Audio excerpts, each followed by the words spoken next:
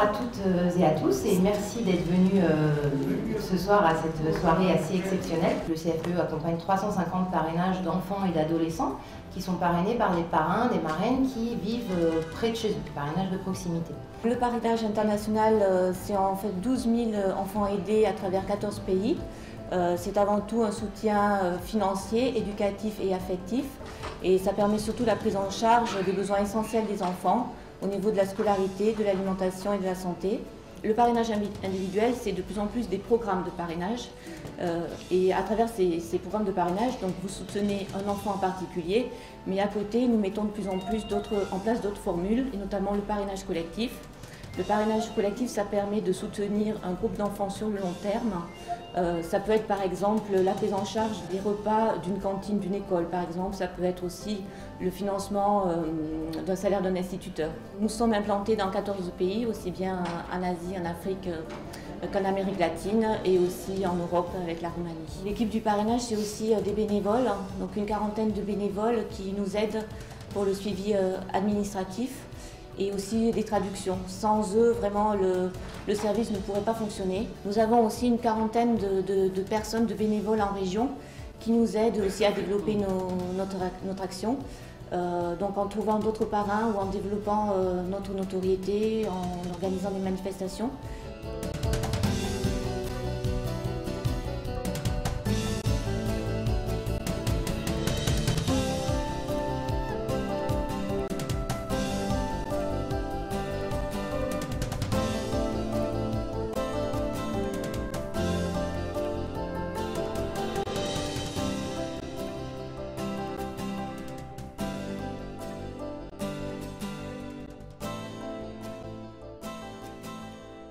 Le village d'Ilena, c'est un village une ancienne léproserie de l'État qui a été découvert en 2005, que c'est devenu un ghetto, personne n'y entrait, personne ne sortait.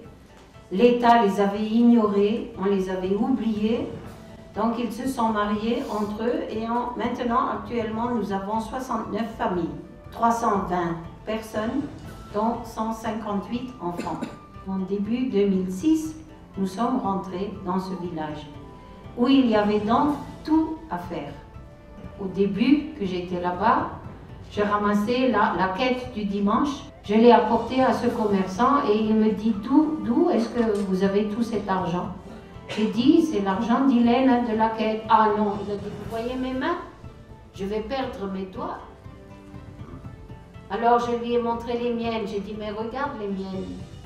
Ça fait longtemps que je suis avec des lépreux, je n'ai pas perdu mes mains.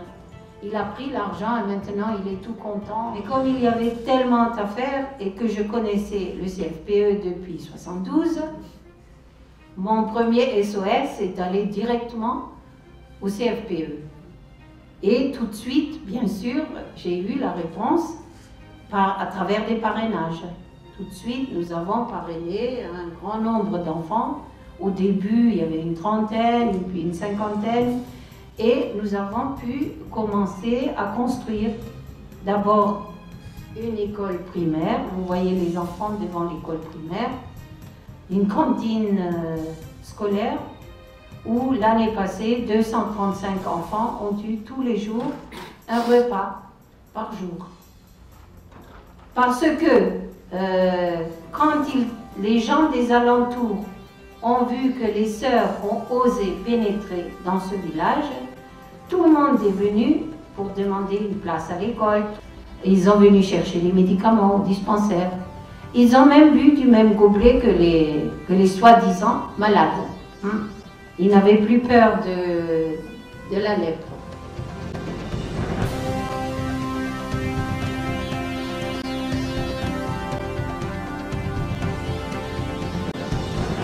Ce que je vais vous présenter, c'est une sorte de bilan général de l'action que nous avons menée avec aujourd'hui 300 Tanzaniens pour bénéficier à 4000 enfants. La spécificité du Victoria Programme de partage, c'est que dès le début d'emblée, partage a fait tout à la fois.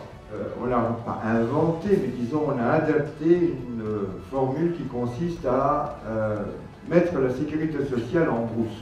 Dans tous les villages où on a travaillé, on a d'abord créé un bureau d'aide médico-sociale en créant et en formant des filles assistantes, des petits officiers de santé. On a fait une petite structure dans chaque village qui est relativement simple et relativement bon marché, mais qui a l'avantage d'avoir à l'intérieur un dispensaire et en même temps une infirmière que l'on a bombardée directrice, mais elle fait 3 fois plus qu'une infirmière. Elle est à la fois assistante sociale, elle est directrice du personnel du village, elle s'occupe de l'encadrement des jardinières d'enfants, elle fait un petit peu de tout et c'est notre pilier pour ce programme qui a vraiment besoin d'avoir dans chaque village une personne responsable et aussi financièrement responsable. Donc cette autonomie-là, autonomie financière également, nous est permise par la très haute qualité du personnel tanzanien féminin que nous avons sous la main. Ce programme ne pourrait peut-être pas être reproduit si facilement ailleurs sans avoir la confiance totale de femmes qui sont professionnellement qualifiées pour soigner et qui sont attachées à l'amour de l'enfant et le respect de l'argent. Pour les petits, eh bien, on a adapté, on a créé, vous voyez, là, on a construit un petit centre de renutrition. Pour les remettre à flot, pour les faire passer au-dessus de la ligne borderline, comme on dit en anglais, la ligne au-dessous de laquelle même les médicaments ne marchent plus, disons pour que leur intestin commence à pouvoir même digérer quelque chose, on ne peut pas simplement leur donner de l'argent comme on fait pour les autres, pour qu'ils se nourrissent mieux, mettre des bananes dans leur champ et pour qu'ils cultivent. Il faut les amener quelque part où, médicalement, on les renutrit, on les renourrit. On ne le fait pas avec l'enfant et des infirmières uniquement, on fait venir quelqu'un de la famille, une grande sœur, une tante, n'importe qui est de sa famille, de son clan, pour pouvoir ensuite, au bout de 6-7 mois, c'est à peu près une renutrition bien menée, sans maladie associée, dure à peu près 7 à 8 mois, on peut renvoyer l'enfant chez lui avec la personne qui est venue avec lui dans le centre de nutrition, car elle a appris à le nourrir. Pour les moyens, eh bien, c'est très facile aussi, il suffit de construire des jardins d'enfants. Et Maria Montessori nous a permis d'éduquer des enfants d'une manière non violente, intelligente et à tout petit prix. On peut faire un matériel pédagogique scientifique, tout à fait de pointe, pointu, adapté à chaque groupe d'âge, à chaque âge mental. On peut le faire avec les moyens du bord. Sur les 21 villages, on a 12 villages qui sont équipés d'un jardin d'enfants Montessori. On n'oublie pas que la culture dans ces pays, comme peut-être pas toute la Tanzanie, mais comme la région de la Kagera, sont des régions qui sont en train de mourir un petit peu parce que l'immigration est énorme, tous les gens qui ont les moyens s'en vont, les jeunes ils s'en vont ou ils changent de mentalité, mais on ne pourra pas avoir avec cette génération, ça ne fera pas des vieux qui transmettront les traditions. Enfin, pour ce qu'on peut maintenir, avec nos jeunes on le fait, et puis danse, tambour, tout ça ils sont très forts. Pour les grands, la plupart vont aux écoles secondaires, on paye, ils y vont, il y en a. Partage n'a pas d'école secondaire, par contre, Partage a des ateliers de formation professionnelle, pour 2 raisons. La première, c'est la formation professionnelle. La deuxième, c'est de maintenir les enfants qui sortent du primaire, qui n'ont que 14-15 ans, les maintenir encore 3, voire 4 ans, dans nos structures, et les éduquer, garçons et filles. Ça leur permet de faire un peu plus d'anglais, un peu plus de mathématiques, gérer une petite économie ménagère à laquelle ils seront appelés. Pour le reste, je passerai vite parce que ce sont des problèmes tout à fait classiques qui n'ont rien à voir avec Partage, mais on fait ce que font tous les gens qui ont les moyens de le faire, et chez nous, heureusement, on l'a. Quand on a un trou d'eau sale, eh bien, on fait un petit forage où on continue à capter une source, on la protège, on met une pompe, et on en a fait comme ça à peu près 75 à l'heure actuelle. Moi, en tant qu'Africain et à la fois Tanzanien, je vous remercie beaucoup.